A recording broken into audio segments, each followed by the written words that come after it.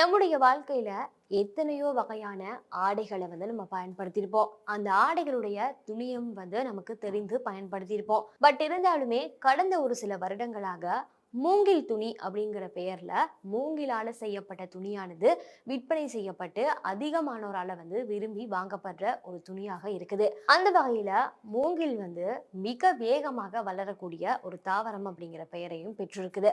இதை நெய்றது அப்படிங்கிறது சாதாரண விஷயமாக இருக்கிறதால இது அதிகமானோருக்கு அதாவது குறிப்பா இந்த மூங்கிலால உடைய செய்யக்கூடியவங்களுக்கு நெய்கிற வேலைக்கு ரொம்பவே இலகுவாக இருக்கிறதாக சொல்லப்படுது. இந்த ஆடைகள் எப்படி செய்யப்படுது அப்படின்னா, மூங்கில்ல இருக்கக்கூடிய கடினமான பகுதிகள் கூழாக்கப்பட்டு அதிலிருந்து நூல் நூற்கப்பட்டு அந்த நூல்ல இருந்து தான் மூங்கில் ஆடைகள் தயாரிக்கப்படுதாம். இந்த மூங்கில் ஆடைகள் எவ்வாறு தயாரிக்கப்படுது அப்படின்னு பார்க்கும்போது, மூங்கிலுடைய கடினமான பாகங்களை எடுத்து அதை கூழாக்கப்பட்டு அதுல இருந்து இலைகள் பிரித்தெடுக்கப்பட்டு அந்த இலைகள்ல இருந்து நூல் நூற்கப்பட்டு தான் மூங்கில் ஆடைகள் தயாரிக்கப்படுது.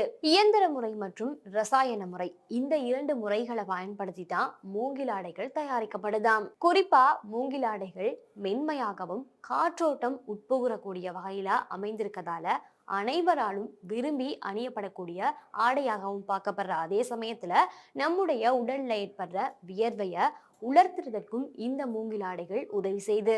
இது மட்டும் இல்லாம பெம்பகுன் அப்படிங்கிற ஆன்டி பாக்டீரியல் பொருள் அந்த மூங்கில்ல இருக்கிறதன் காரணத்தினால பாக்டீரியாக்களுடைய வளர்ச்சியும் தடுக்கப்படுற அதே சமயத்துல அந்த துணிகள்ல இருந்து எந்த ஒரு துர்நாற்றங்களும் ஏற்படாது அப்படின்னு சொல்லப்படுது.